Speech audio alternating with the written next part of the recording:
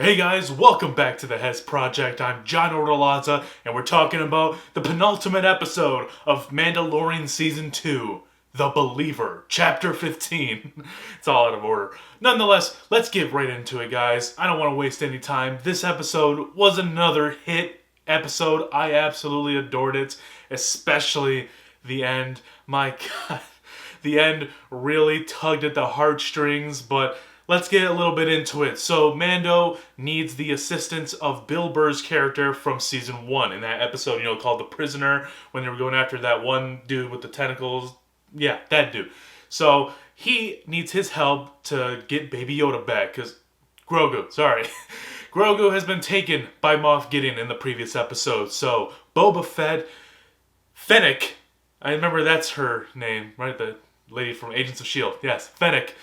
Boba Fennec, and Cara Dune are going on this mission to take on Moff Gideon, but they need the assistance of Bill Burr's character. So they bring him from this junkyard that he's sentenced to do work and whatnot, because he's obviously a prisoner. They go to this planet in which they need to disguise themselves as Imperial officers or Imperial soldiers. So they decide to take these outfits of these like gray-looking stormtroopers. I don't know what the type they are. They could be patrol troopers for all I care.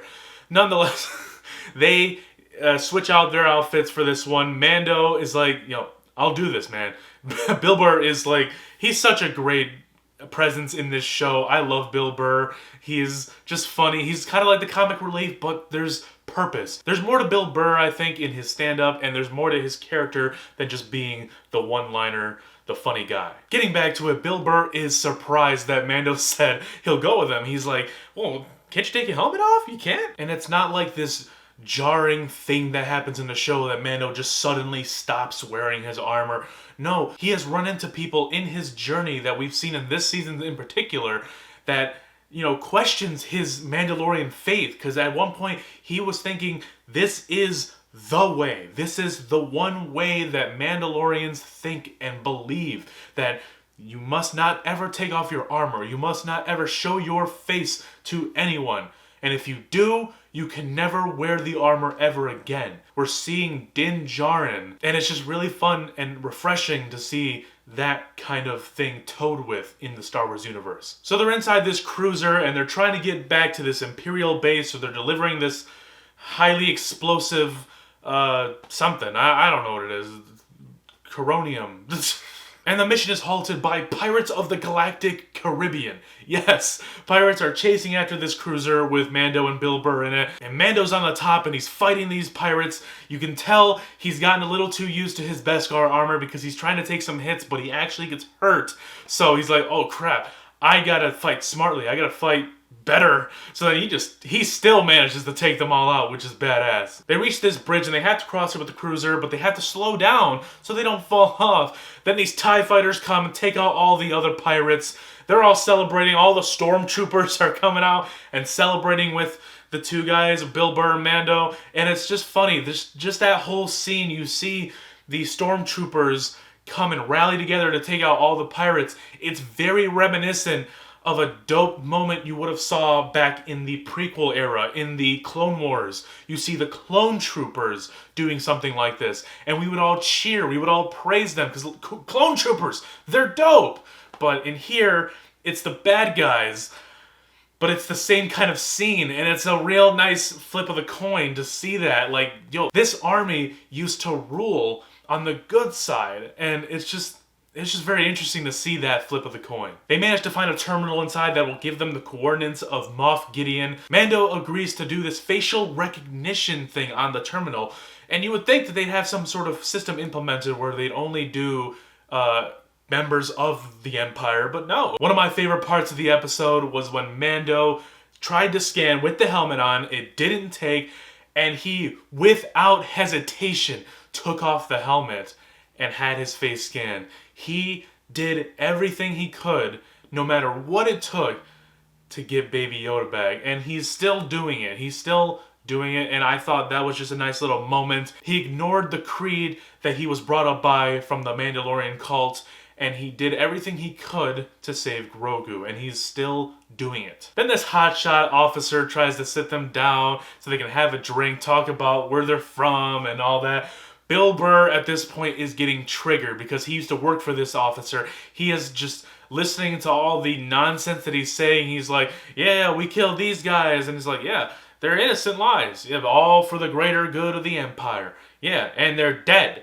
So you can tell, like, something bad's about to happen, and Bill Burr just loses his S-word, dude. He just caps this dude flat out right in front of everybody, and then they just start taking out everybody else in the room. They manage to escape finally. You know, there's still all these other troopers that are trying to chase after them, but they manage to escape. They get on top of this base or whatever. The Slave One comes to save them. Boba Fett has got some shiny new armor. It looks amazing. We had Fennec and Dune on top of this mountain, sniping everybody else on top of the base, helping Mando and Bill Burr to get back into the Slave One. Everyone gets picked up, and they decide that they're going to let Bill Burr free. He's like, all right, take me in. She's like, hey, let's just say you're dead. Let's just say, hey, remember that dude? Yeah, he died in that base, right? Yeah. So they basically let him go, and I thought that was really cool because he showed to be more than just an asshole in this episode. He's actually a decent human being, somewhat. Then the end shot, the end scene, we see Moff Gideon on his big cruiser. He gets an intercom hologram. The lady that works for him comes up to him and says, "You have a message." And then a hologram pops up on the middle table. It's Mando. He's looking directly at Moff Gideon, and he says, "You have something I want." Dude, I was this close to tearing up. I was this close to tearing up, man. He recites almost word for word what Moff Gideon said to Mando in the penultimate episode of the first season, when all of the Death Troopers and all the whatever they're called, I forget, I think they're called Death Troopers, the ones in black, they're surrounding them on Navarro, and he's like, "You have something I want." And it's, dude, he cares so much about Grogu. It's unbelievable. It's heartwarming. I'm so pumped for the season finale next week. Guys, let me know down below in the comment section, are you watching The Mandalorian? If not, why? Why? It's such a great show.